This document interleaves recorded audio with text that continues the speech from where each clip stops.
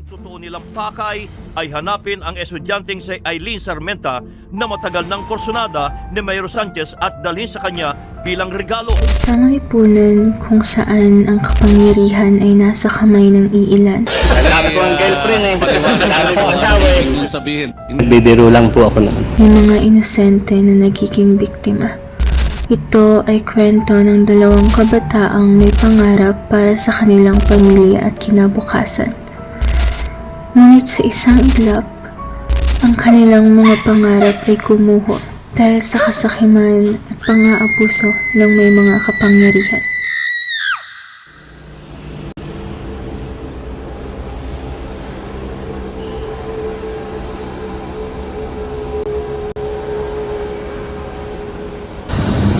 Grabe, nakakapagod, no? Ang daming nangyari ngayong araw. Kaya nga, tapos ayun pa, bagsak na naman ako sa field kanina, kahit ilang oras ako nag-review, wala pa rin. Okay lang yan.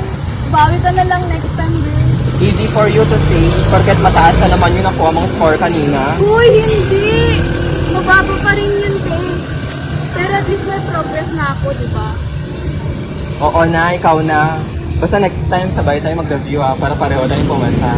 Deal. Basta ikaw ang magdala ng snacks. Sige, basta wag mo kong iiwan sa Anafi ha.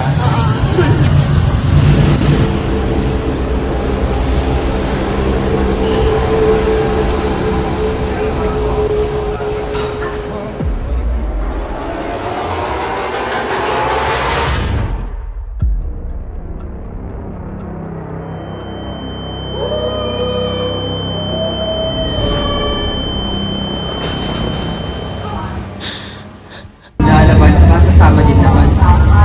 Matutulungan na naman si Mayor dito. Mayor! Mayor, red lang.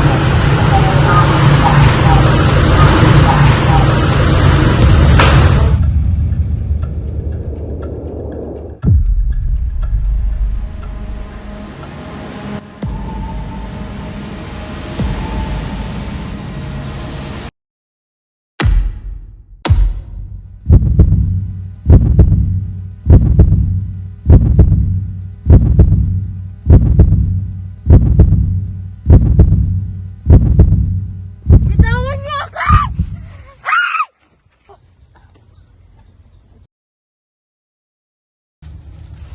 Karen, napakaganda mo. Ngayon, akin ka.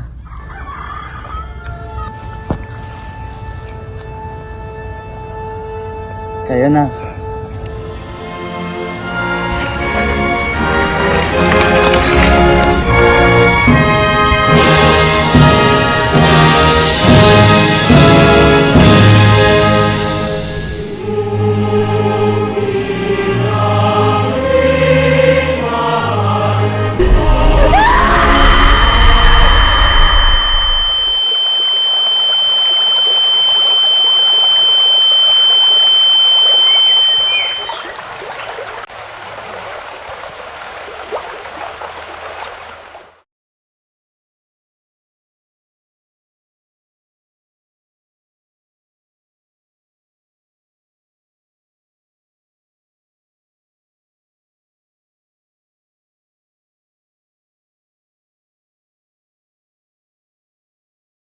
Ang kanilang mga pangarap ay pinutol ng karahasan.